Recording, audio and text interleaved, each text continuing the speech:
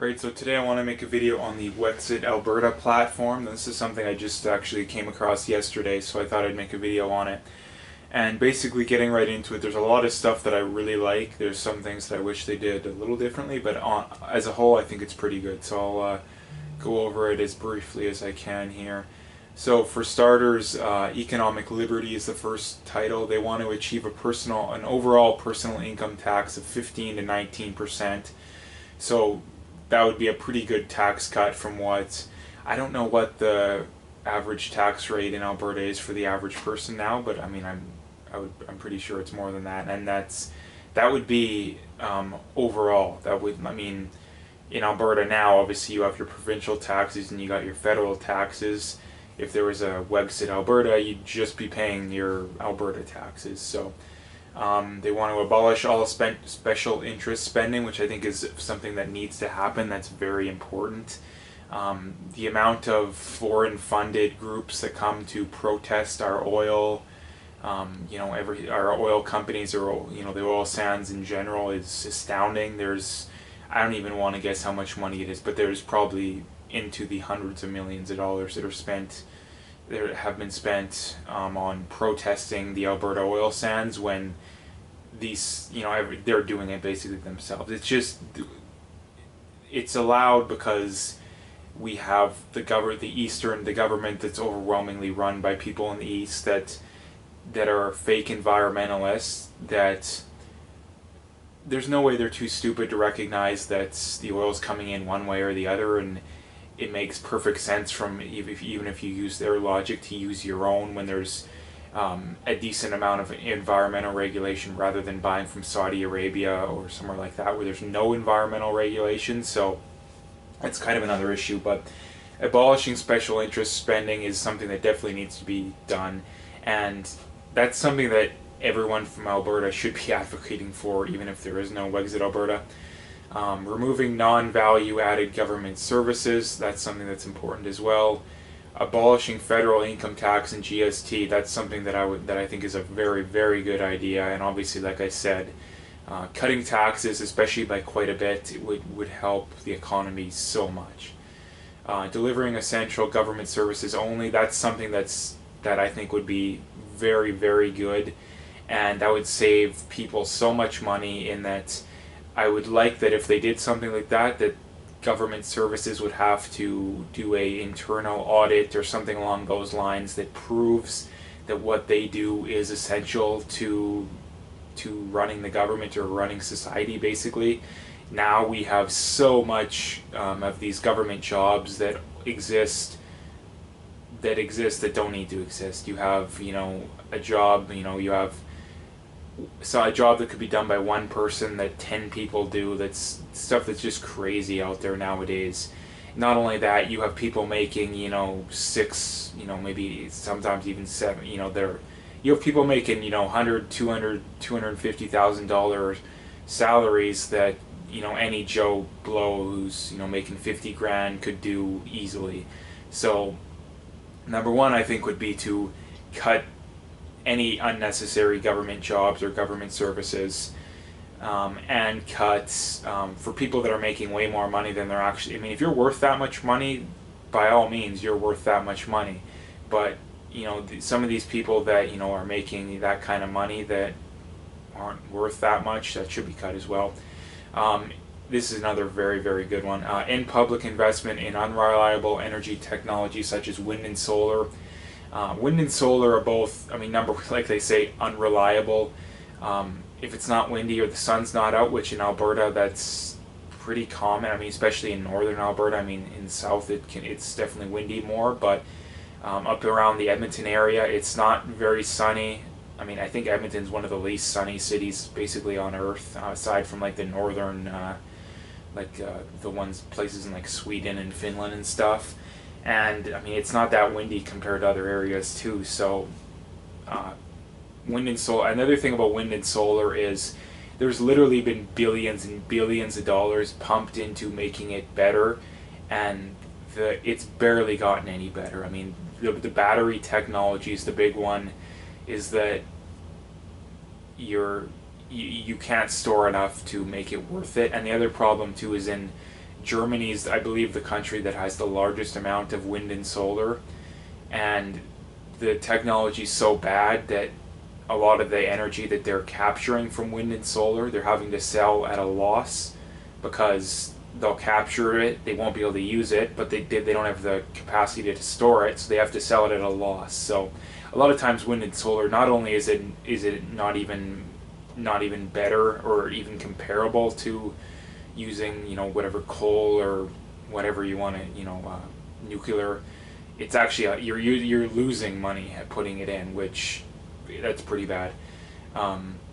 Robust surface and subsurface landowner and property rights. That's something else that's in. I mean, most of the Western world is property rights are eroding, you know, slowly but surely, and that's something that definitely needs to be brought back in and done.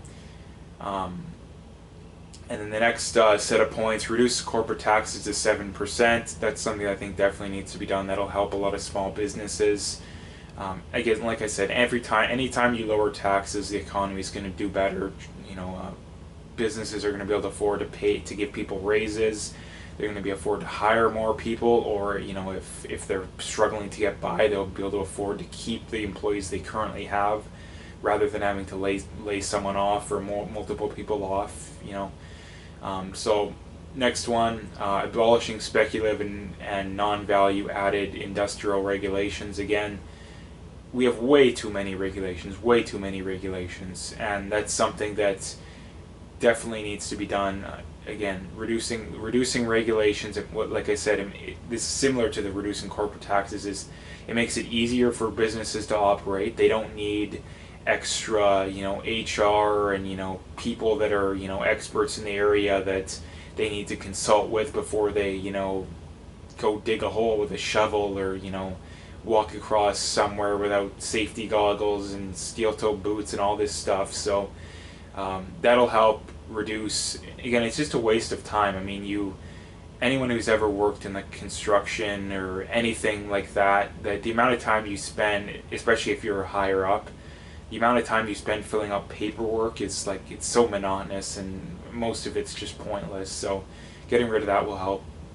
Ensure the regulations imposed directly and objectively relate to employee safety and prevention and reclamation of any air, soil, and water pollution. It's pretty much the same, similar to the last one. And again, that's be something is that there should be a law put in that any regulation that's going to be imposed should need to have an extremely high burden of proof that it's actually going to help. Not, you know, we think there's a 51% chance that this will be better than what it currently is. Offer further incentives for maintaining a 100% Alberta resident workforce. That's something that's, you know, a very good point, because immigration's really killing things nowadays. Number one, because the economy's not getting any better. Number two, because we have mass immigration, where, number one, a lot of the immigrants that are coming in are just people who are taking advantage of the welfare state, the free healthcare, all that stuff. And the ones that want to work, you know, they're willing to work for very low prices compared to a native Albertan. So that's keeping the wage growth the wage growth in Canada has been stagnant for like 25 years. It hasn't gone up.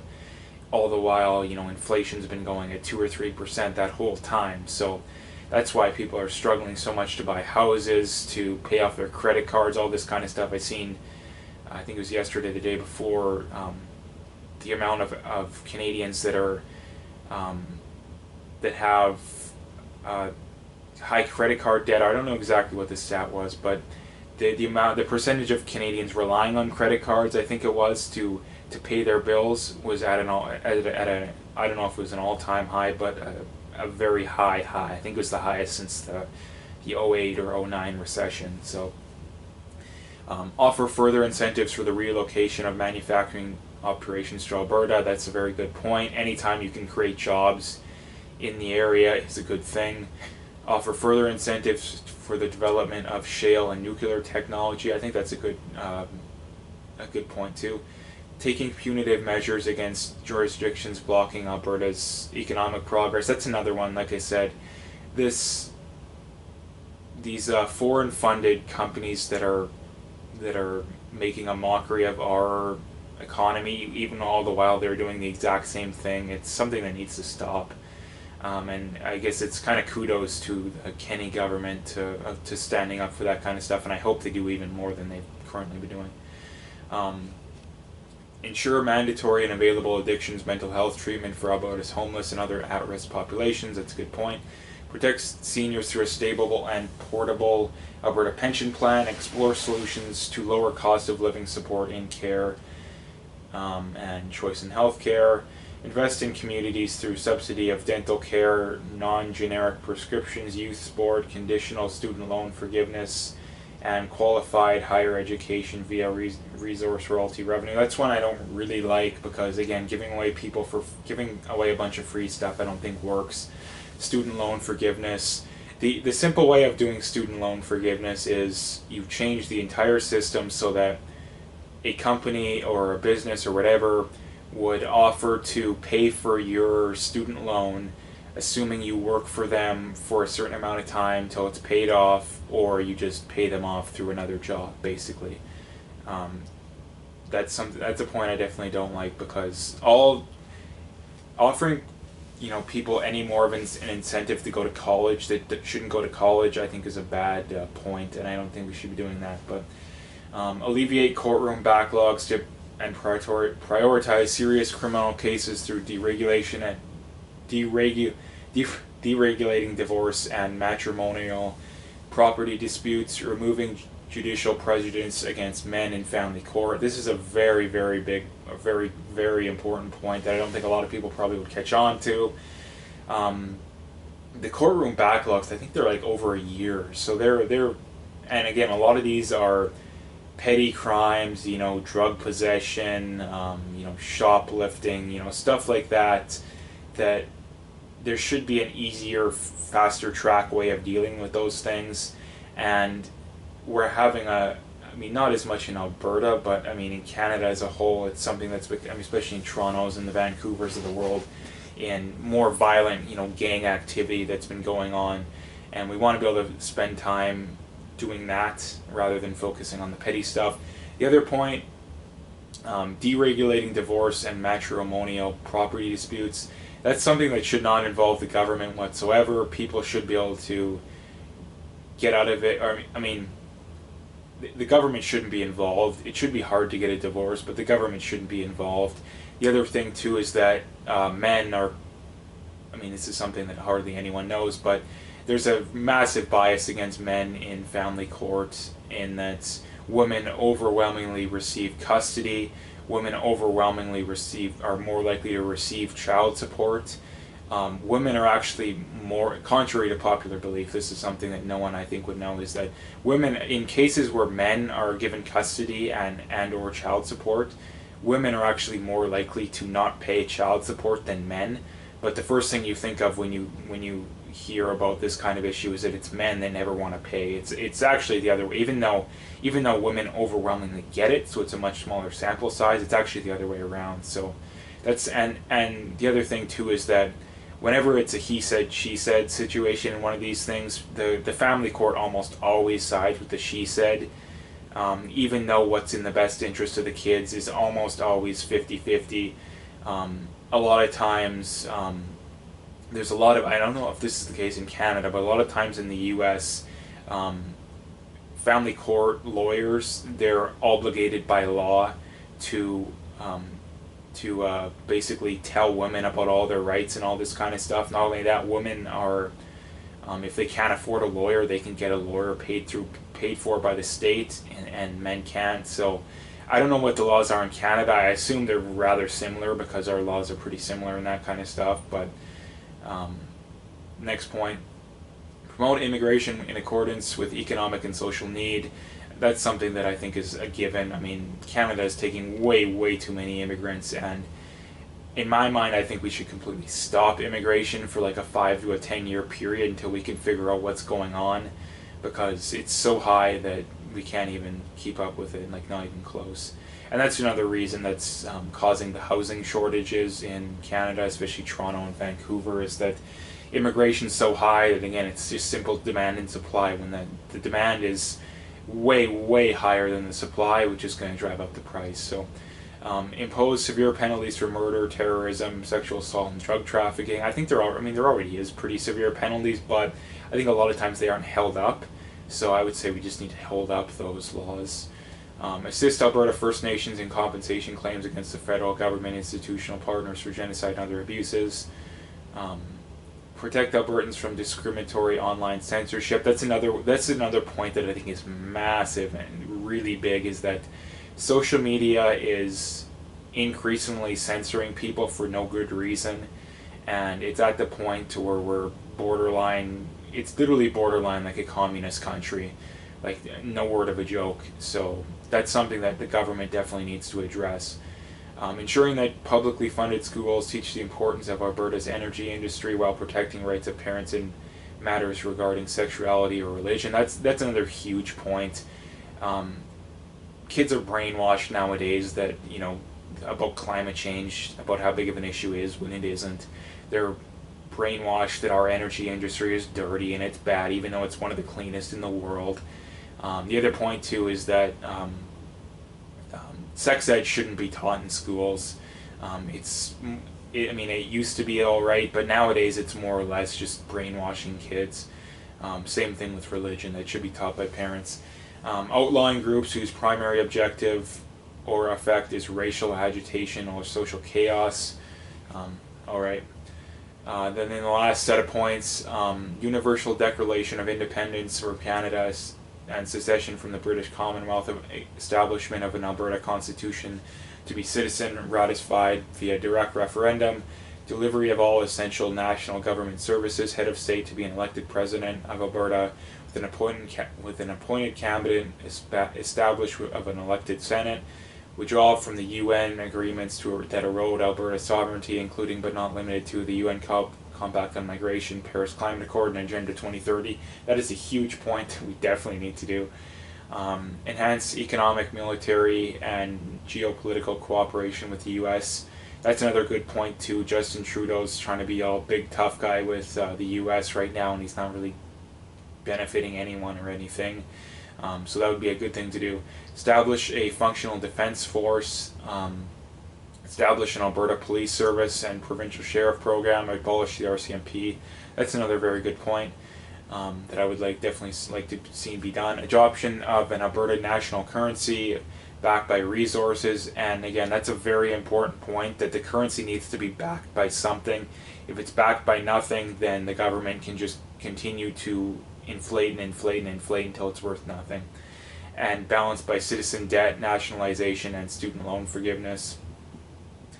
Seek and negotiate the terms of confederation with like-minded sovereign jurisdictions only if given a mandate by citizens of Alberta via referendum. Direct democracy / referendum for proposed legislation not included in election platform. Punitive sanctions for breaking election promises. And return the power of legislation to elected officials. Judges determine constitutionality before laws passed. And that is all the points. The last thing I wanted to talk about is something that they didn't talk about, but I'm guessing they would do something similar to, is number one, we should have something similar to a First Amendment in the U.S. Free speech is incredibly important nowadays, and they don't mention something like that here, but I assume that they would. I mean, given the way they talk, I assume there are people big on free speech, obviously talking about the internet censorship and all that kind of stuff, but that's something that definitely should be done. And number two, similar to the U.S. too, is I think that we should definitely reduce our gun laws. Number one, because increased gun control doesn't work. I've shown that before. I'll keep showing it again. The Canadian gun laws are all. I mean, the one thing people talk about with the gun laws is that when talking about compared to the U.S., people will be like, Canada's got less crime because of their gun laws, which isn't the case. Canada had the same amount of crime before their gun laws, and the U.S. has less crime now than they ever have, even though they have the most amount of guns. But then on the other hand, Canadians will be like, we have this gun control or gun crime problem. We need to increase gun control. Well, which one is it? Is our gun control working or is it not working? If it's not working, comparing it to the U.S. is a complete contradiction. If it is working, well then why do you want to increase it? So that's something that definitely should be done. Now, as far as how far it goes, I think at the very least they should get rid of. They should make restricted rifles at the very least. This is the absolute minimum I would say is make restricted rifles and handguns comparable to non-restricted handguns and rifles, and completely get rid of non-restricted restrictions. Or I mean, keep it like that, but make the restrictions even less. I mean, make a PAL easier to get. I mean, it wouldn't be called a PAL. They'd probably have some Alberta version of it, but because if we're our own country and we have the U.S. to the south and Canada to the east and possibly even the west.